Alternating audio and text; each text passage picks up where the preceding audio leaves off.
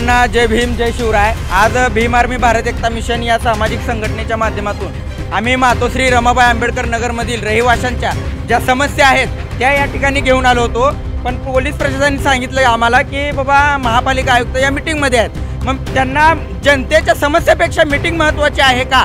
गेली 4 वर्ष झालं मातोश्री रमाबाई आंबेडकर नगरमधील महिला, लहान मुलं साथीच्या आजाराने ग्रस्त आहेत। याकडे कोण लक्ष देणार? स्मार्ट सिटी म्हणून फक्त रंगभवन आहे का? VIP लोक जिथं उच्चवर्णीय म्हणून स्वतःला समजून घेतात अशा लोकांचे तुम्ही विकास करता आणि रमाबाई आंबेडकर नगर राहू द्या किंवा बौद्ध वस्ती राहू द्या किंवा मुस्लिम वस्ती राहू द्या, याकडे जाणून बुजून प्रशासनाचं दुर्लक्ष केलं जात आहे।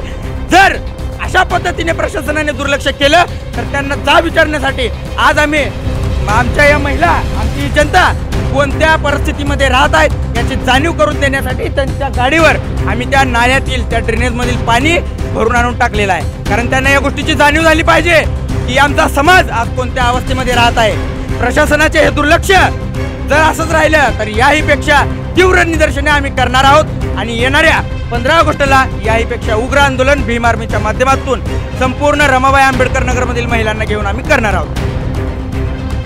स्वतः महापालिका आयुक्त यांची गाडी इथं आहे, आम्हाला आतमध्ये जाऊ दिलं नाही, त्यामुळे आम्ही गाडीवर ड्रेनेजमधील घाण पाणी टाकून निषेध व्यक्त केलेला आहे।